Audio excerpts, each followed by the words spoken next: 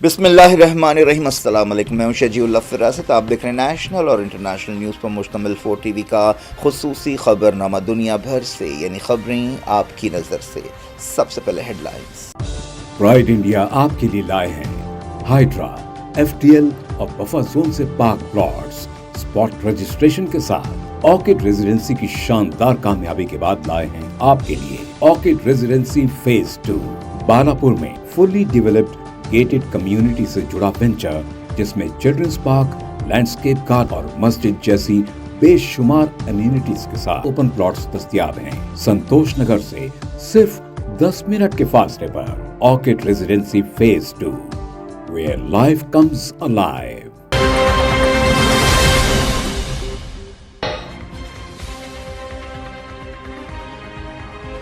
दिल्ली हमला आवर। उमर नबी ने 2 साथियों के साथ तुर्की का दौरा किया था। तहकीकाती ओहदेदारों ने किया खुलासा, कहा 14 लोगों से मुलाकात की थी।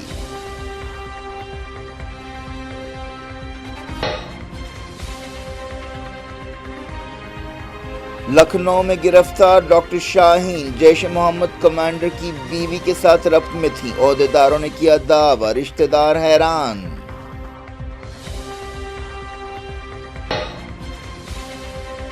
यूक्रेन में फौरी जंगबंदी की जाए, G7 वजीरों का मुतालबा। सूडान में तशद्दुद पर तशवीश का इजहार। रोबियो ने कहा RSF को हथियारों की सप्लाई रोकी जाए।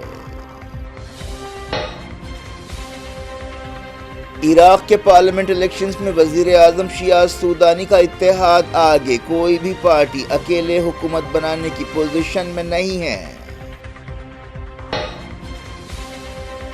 नेतन्याहू को करप्शन के केस में माफ किया जाए। हालत जंग और अमन में बेहतरीन क़यादत की। डोनाल्ड ट्रंप ने लिखा सदर हर्जोग को खत। अमेरिका में तारीख का सबसे लंबा शटडाउन खत्म। कांग्रेस में बिल मंजूर होने के बाद ट्रंप ने दस्तखत कर दिए।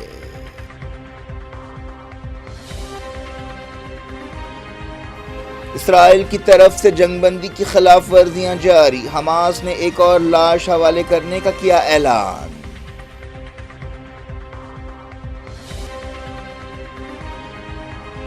पाकिस्तान में फौज और ताकतवर हो गई। सुप्रीम कोर्ट के इख्तियारात में कमी। सदर जरदारी ने 27वीं दस्तूरी तरमीम पर दस्तखत कर दिए।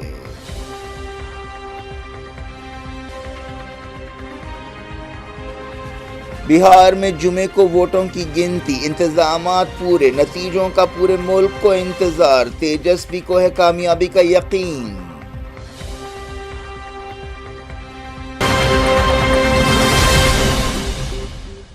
हेडलाइंस आपने देखी। खबरों की तफसील की तरफ आपको लिए चलते हैं। दिल्ली धमाके की तहकीकात के सिलसिले में ये बात सामने आई है कि खुदकुश हमला आवर उमर नबी और 2 दूसरों ने 2022 में तुर्की का दौरा किया था। तहकीकात का दायरा अब काफ़ी बढ़ गया है। NCR, उत्तर प्रदेश और कश्मीर में दिल्ली धमाके के सिलसिले में छानबीन हो रही है, धावे हो रहे हैं। सफ़र की दस्तावेज़ात के मुताबिक डॉक्टर उमर नबी ने 2 लोगों के साथ तुर्की का दौरा किया था, जिनकी पहचान मुजफ्फर अहमद राथर और डॉक्टर मुज़म्मिल शकील की हैसियत से की गई है। ऐसा समझा जा रहा है कि मुजफ्फर अहमद भी एक डॉक्टर है। ये लोग तुर्की में 2 हफ्ते से ज़्यादा रुके। उन्होंने वहाँ पर 14 लोगों से मुलाकात की, जिनकी पहचान की जा रही है। शुरुआती तहक़ीक़ात में पता चला है कि ज़्यादातर वक्त वो किसी होटल में नहीं रुके। दिल्ली में जिस कार के ज़रिए धमाका हुआ वो डॉक्टर उमर नबी चला रहा था। एक दिन पहले तुर्की के ओहदेदारों ने इंडियन मीडिया की इन खबरों को रद्द कर दिया था कि वो इंडिया और दूसरे मुल्कों में नौजवानों में कट्टरपन पैदा करने की एक साजिश में शामिल है। तुर्क ओहदेदारों ने कहा कि इस तरह की खबरें दोनों मुल्कों के दरमियान ताल्लुकात को बिगाड़ने की कोशिश है। एक रिपोर्ट में कहा गया कि असल मुल्जिम उमर नबी को धमाके से पहले रामलीला मैदान के पास एक मस्जिद के करीब देखा गया। CCTV फुटेज के हवाले से ये बात कही गई। पीर को शाम 6:52 पर लाल किले के करीब ट्रैफिक सिग्नल पर धमाका हुआ था, जिसमें 13 लोग हलाक हुए थे और 20 से ज़्यादा जख्मी हुए थे। NIA इस धमाके की तहकीकात कर रही है। इस सिलसिले में UAPA और दूसरी दफात के तहत एक केस दर्ज किया गया है। हरियाणा की अल फलाह यूनिवर्सिटी रडार पर है। National assessment and accreditation accreditation council نے الفلاح یونیورسٹی کو جھوٹا سرٹیفکیٹ اپنی ویب سائٹ پر پیش کرنے سے روکنے کے لیے ایک نوٹس جاری کی ہے۔ ایک دن پہلے الفلاح یونیورسٹی نے کہا تھا کہ دہلی دھماکے کے سلسلے میں گرفتار ڈاکٹر سے اس کا صرف پروفیشنل تعلق ہے۔ اس دوران دہلی دھماکوں کے سلسلے میں گرفتار ایک عورت ڈاکٹر شاہین سعید کے بھائی اور سابق شوہر نے کہا ہے کہ وہ حیران ہے کہ شاہین کو پکڑا گیا ہے اور اس الزام میں پکڑا گیا ہے، اس سے پہلے اس میں ایسے کوئی آثار نہیں پائے گئے تھے۔ اس دوران تحقیقاتی عہدیداروں نے دعویٰ کیا کہ ڈاکٹر شاہین سعید جیش محمد کمانڈر اور پلوامہ حملے کے ماسٹر مائنڈ عمر فاروق کی بیوی افرا بی بی کے ساتھ ٹچ میں تھی۔ عمر فاروق جیش محمد کے بانی مسعود اظہر کا بھانجا تھا جو ایک انکاؤنٹر میں جو پلوامہ حملے کے بعد ہوا تھا مارا گیا تھا۔ افرا بی بی معلوم ہوا کہ جیش محمد کی عورتوں کی شاخ جماعت المومنات کی لیڈر ہے۔ G7 ملکوں کے فارن منسٹرز نے یوکرین میں فوری جنگ بندی کا مطالبہ کیا اور سوڈان میں بڑھتے ہوئے تشدد پر فکر مندی کا اظہار کیا۔ G7 وزیروں کی ایک میٹنگ کینیڈا میں نائگرا فالز کے قریب ہوئی۔ 2 دن کی اس میٹنگ کے بعد بیان جاری کیا گیا جس میں برطانیہ، Canada, France, Germany, Italy, Japan اور امریکہ نے یوکرین کی علاقائی سالمیت کی اٹوٹ تائید کا اظہار کیا اور خبردار کیا کہ طاقت کے زور پر عالمی سرحدوں کو بدلنا نہیں جا سکتا۔ بیان میں کہا گیا کہ سیز فائر کی فوری ضرورت ہے۔ G7 وزیروں نے عالمی صورتحال کا جائزہ لیا۔ اس میٹنگ میں یوکرین کے وزیر خارجہ اینڈری سیباسکو کو بھی بلایا گیا۔ انہوں نے G7 سے کہا کہ وہ صدر ولادیمیر پوٹن پر دباؤ ڈالیں اور یوکرین کی فوجی صلاحیتوں میں اضافہ کریں۔ یوکرین کے وزیر نے کہا کہ پوٹن اب بھی یہ وہم پالتے ہیں کہ وہ جیت سکتے ہیں۔ حقیقت یہ ہے کہ انہوں نے 10 لاکھ سے زیادہ سپاہیوں کو کھویا ہے اور کوئی بھی اہم مقصد حاصل نہیں کیا ہے۔ برطانیہ نے اس موقع پر یوکرین کے انرجی سیکٹر کے لیے 13 ملین پاؤنڈ کا وعدہ کیا۔ G7 کے بیان میں سوڈان میں لڑائی میں شدت پر بھی تشویش کا اظہار کیا گیا اور کہا گیا کہ سوڈانی فوج اور نیم فوجی دستے ریپڈ سپورٹ فورسز کے درمیان لڑائی کی وجہ سے دنیا کا ایک بڑا انسانی بحران پیدا ہوا ہے۔ G7 وزیروں نے دونوں فریقوں سے کہا کہ وہ تناؤ کم کریں اور فوری مستقل جنگ بندی سے اتفاق کریں۔ امریکا کے secretary of state Marco Rubio نے RSF کے ہتھیاروں کی سپلائی روکنے کے لیے عالمی کارروائی پر زور دیا۔ ایسے الزامات لگتے رہے ہیں کہ UAE RSF کی ہتھیاروں سے اور پیسے سے مدد کر رہا ہے۔ روبیو نے G7 میٹنگ کے موقع پر کہا کہ ہتھیاروں کی سپلائی روکنے کے لیے کچھ کرنا چاہیے۔ RSF کو مسلسل ہتھیار مل رہے ہیں۔ روبیو نے کہا کہ مغربی کنارے کے تشدد سے غازہ جنگ بندی متاثر ہو سکتی ہے۔ G7 وزیروں نے حال ہی میں غازہ سیز فائر کی بھی تائید کی اور ہوسٹیجز کی رہائی پر خوشی کا اظہار کیا۔ بیان میں کہا گیا کہ غازہ میں مسلسل مدد پہنچانی چاہیے۔ یہ بھی کہا گیا کہ G7 مغربی کنارے پر خصوصی توجہ دیتا رہے گا۔ G7 وزیروں نے غازہ پٹی میں اسرائیل کے جنگی جرائم اور مغربی کنارے کو فوجی زون بنانے کے بارے میں کوئی تبصرہ نہیں کیا اور نہ ہی لبنان اور سیریا میں اسرائیل کی خلاف ورزیوں کی مذمت کی، لیکن G7 نے ایران سے کہا کہ وہ IAEA کے ساتھ تعاون کرے۔ یہ بھی کہا گیا کہ G7 یونائیٹڈ نیشنز کے رکن ملکوں سے کہتے رہیں گے کہ وہ اپنی ذمہ داریاں نبھائے۔ G7 نے ایک آزاد، کھلے انڈو پیسفک علاقے اور قانون پر مبنی نظام پر زور دیا۔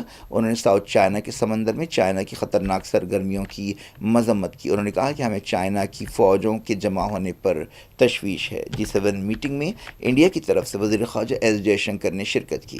عراق کے پارلیمنٹ الیکشنز میں وزیر اعظم شیاز سودانی کے اتحاد نے کامیابی حاصل کی لیکن اسے اکثریت نہیں ملی۔ اس اتحاد کو منگل کے الیکشن میں 1.317 ملین ووٹ حاصل ہوئے اور وہ سب سے آگے ہے۔ عراق کی 329 پارلیمنٹ سیٹوں کے لیے یہ ووٹنگ ہوئی لیکن کوئی بھی پارٹی اپنے بل پر حکومت نہیں بنا سکتی۔ اس کے لیے اتحاد کی کوششیں شروع ہو گئی ہیں۔ نئی حکومت یا نئی پارلیمنٹ جنوری میں بنے گی۔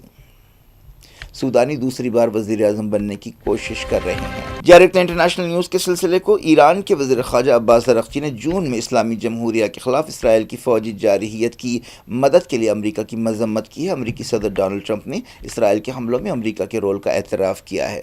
UN سیکریٹری جنرل کو ایک خط لکھتے ہوئے عباس ارغچی نے ٹرمپ کے ریمارک کا حوالہ دیا اور کہا کہ اسرائیل نے پہلے حملہ کیا تھا، وہ حملہ انتہائی طاقتور تھا۔ ایرانی وزیر خارجہ نے کہا کہ عالمی قانون کے مطابق ٹرمپ کا یہ بیان امریکہ کے رول کا ثبوت ہے۔ عباس ارغچی نے بتایا کہ ان حملوں میں ایرانی سویلینز، انفراسٹرکچر اور سہولتوں کو نشانہ بنایا گیا۔ خط میں انہوں نے امریکہ سے معاوضے کا مطالبہ کیا۔ اس کے علاوہ اسرائیلی عہدیداروں کو جواب دہ بنانے پر بھی زور دیا گیا۔ انہوں نے UN سیکریٹری جنرل اور سیکیورٹی کونسل سے کہا کہ وہ اس بات کو یقینی بنانے کے لیے مناسب قدم اٹھائیں۔ امریکہ اور اسرائیل دونوں سے حساب لیا جانا چاہیے۔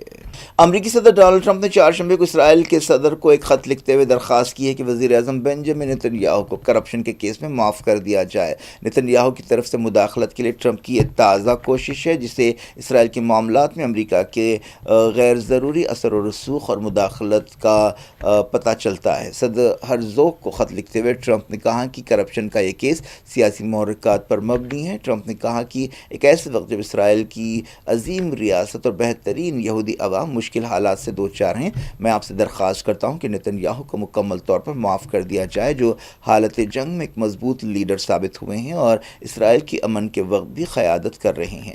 نتن یاہو نے ان الزامات کو رد کر دیا کہ وہ کرپشن میں ملوث ہیں۔ ٹرمپ نے اس سے پہلے بھی نتن یاہو کی تائید میں بیانات دیے تھے۔ اسرائیلی وزیر اعظم نے ان کا ساتھ دینے پر صدر ڈونلڈ ٹرمپ کا شکریہ ادا کیا۔ اسرائیل کے صدر آئزیک ہرزوگ نے مغربی کنارے میں فلسطینیوں پر یہودی آباد کاروں کے حملوں کی مذمت کی ہے اور انہیں روکنے پر زور دیا ہے۔ صدر ہرزوگ نے اخلاقی بنیادوں پر یہ بیان جاری کیا اور کہا کہ مٹھی بھر خاطیوں کی طرف سے کی جانے والی اس طرح کی کارروائیوں کے ذریعے ریڈ لائن پار کی جا رہی ہے۔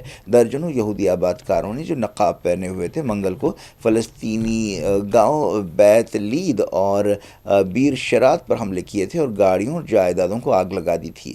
اسرائیلی فورسز کے ساتھ ان یہودی آباد کاروں کی جھڑپیں بھی ہوئیں۔ اسرائیلی فوجوں کے کمانڈر نے بھی صدر ہرزوگ کے بیان کی تائید کی اور کہا کہ مٹھی بھر انارکی پسند یہودی آباد کاروں کی یہ کارروائیاں ناقابل قبول ہیں اور ان سے سختی سے نمٹا جائے گا۔ سینٹرل کمانڈ کے چیف میجر جنرل ایری بلت نے اس صورتحال کو ناقابل قبول قرار دیا۔ حالیہ عرصے میں یہودی آباد کاروں کے حملوں میں اضافہ ہوا ہے۔ امریکی صدر ڈونلڈ ٹرمپ نے ملک کے سب سے لمبے شٹ ڈاؤن کو ختم کرنے کے حکم پر دستخط کر دی ہے۔ اس سلسلے میں ہاؤس آف ریپرزینٹیٹیو میں ووٹنگ ہوئی اور اس بل کو 209 کے مقابلے 222 ووٹوں سے منظور کیا گیا۔ اس سے پہلے سینٹ میں بھی معمولی فرق سے یہ بل منظور کیا گیا، جس میں 8 ڈیموکریٹس نے ریپبلکنز کا ساتھ دیا تھا۔ ٹرمپ نے اوول آفس میں کہا کہ حکومت اب 43 دن کے شٹ ڈاؤن کے بعد معمول کے آپریشن بحال کرے گی۔ اس شٹ ڈاؤن کی وجہ سے لوگوں کو بہت تکلیفوں کا سامنا کرنا پڑا۔ اکتوبر کے بعد سے حکومت کی کئی سروسز رکی ہوئی ہیں۔ تقریباً 14 لاکھ مرکزی ملازمین کو تنخواہیں نہیں ملی ہیں۔ کھانے پینے کی مدد بھی جو ولنریبل گروپس کو دی جاتی ہے وہ بھی رکی ہوئی ہے۔ امید ہے کہ آنے والے کچھ دنوں میں حکومت کی تمام سروسز پھر سے شروع ہو جائیں گی۔ ٹرمپ نے اس بل کو ڈیموکریٹس پر جیت قرار دیا ہے۔ اسرائیل نے غزہ میں جنگ بندی کی پھر خلاف ورزیاں کی۔ جنگی ہوائی جہازوں نے خان یونس میں 2 ہوائی حملے کیے، ٹینکس کے ذریعے بھی فائرنگ کی گئی۔ حماس نے اسرائیل پر جنگ بندی کے سمجھوتے کی خلاف ورزی کا الزام لگایا۔ حماس کے میڈیا آفس نے کہا کہ اسرائیل نے اب تک جنگ بندی کی 282 خلاف ورزیاں کی ہیں، جن میں 282 فلسطینی جاں بحق ہوئے ہیں اور 620 زخمی ہوئے ہیں۔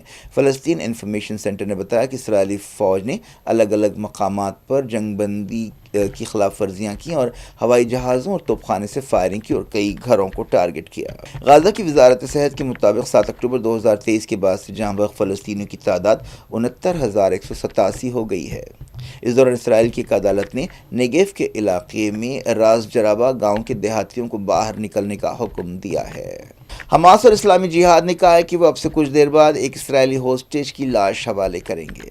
پاکستان میں صدر آصف علی زرداری نے 27ویں دستوری ترمیم پر دستخط کر دیے، جس کے ساتھ ہی یہ ایک قانون بن گیا اور پاکستانی فوج اور آرمی چیف کو اور زیادہ اختیارات حاصل ہو جائیں گے۔ اب یہ بل پاکستانی دستور کا حصہ بن گیا ہے۔ پاکستان کی قومی اسمبلی اور سینٹ نے اس ترمیم کو منظوری دی۔ قومی اسمبلی میں ترمیم کے حق میں 234 اور اس کے خلاف 4 ارکان نے ووٹ دیے۔ عمران خان کی تحریک انصاف پارٹی اور ان کی اتحادی جماعتوں کے ارکان نے واک آؤٹ کیا۔ سینٹ میں جمعرات کو اس بل کو 2/3 اکثریت سے منظور کیا گیا۔ سینٹ میں بھی اپوزیشن ارکان نے نعرے لگائے اور واک آؤٹ کیا۔ وزیر قانون اعظم نذیر تارڑ نے یہ بل پیش کیا۔ نئے قانون کے مطابق آرمی چیف عاصم منیر کو چیف آف ڈیفنس فورسز کا ایک نیا عہدہ دیا جائے گا۔ وہ آرمی کے ساتھ ساتھ نیوی اور ایئر فورس پر بھی کنٹرول کریں گے اور ان کا کنٹرول مضبوط ہوگا۔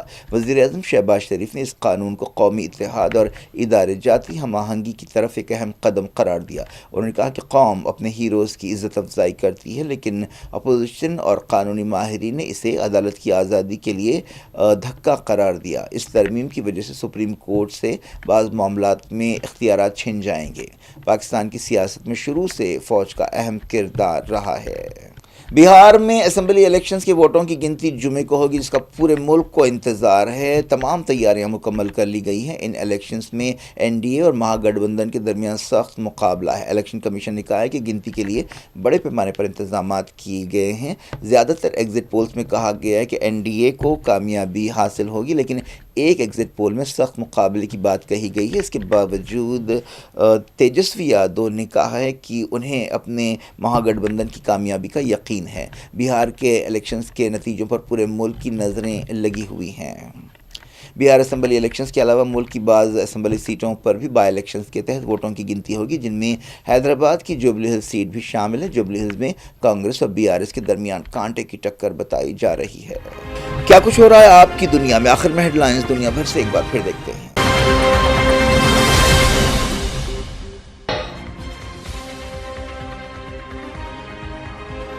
دہلی حملہ آور عمر نبی نے 2 ساتھیوں کے ساتھ ترکی کا دورہ کیا تھا۔ تحقیقاتی عہدیداروں نے کیا خلاصہ، کہا 14 لوگوں سے ملاقات کی تھی۔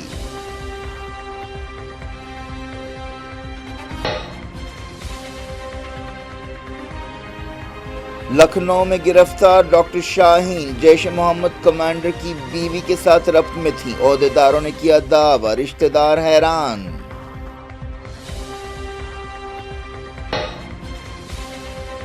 یوکرین میں فوری جنگ بندی کی جائے، G7 وزیروں کا مطالبہ۔ سوڈان میں تشدد پر تشویش کا اظہار، روبیو نے کہا RSF کو ہتھیاروں کی سپلائی روکی جائے۔ عراق کے پارلیمنٹ الیکشنز میں وزیر اعظم شیعہ سودانی کا اتحاد آگے، کوئی بھی پارٹی اکیلے حکومت بنانے کی پوزیشن میں نہیں ہے۔ نتن یاہو کو کرپشن کے کیس میں معاف کیا جائے، حالت جنگ اور امن میں بہترین قیادت کی، ڈونلڈ ٹرمپ نے لکھا صدر ہرزوگ کو خط۔ امریکہ میں تاریخ کا سب سے لمبا شٹ ڈاؤن ختم، کانگریس میں بل منظور ہونے کے بعد ٹرمپ نے دستخط کر دیے۔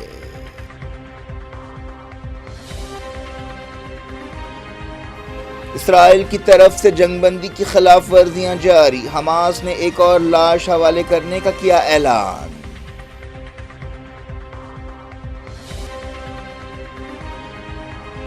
پاکستان میں فوج اور طاقتور ہو گئی، سپریم کورٹ کے اختیارات میں کمی، صدر زرداری نے 27ویں دستوری ترمیم پر دستخط کر دیے۔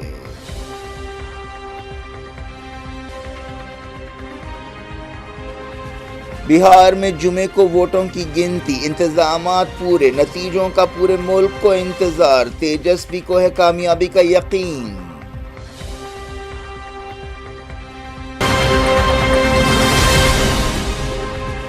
یہ تھی آج کی خبریں۔ شجیع اللہ فراست کو دیں اجازت اور اپنا بے حد خیال رکھیں۔ اللہ حافظ۔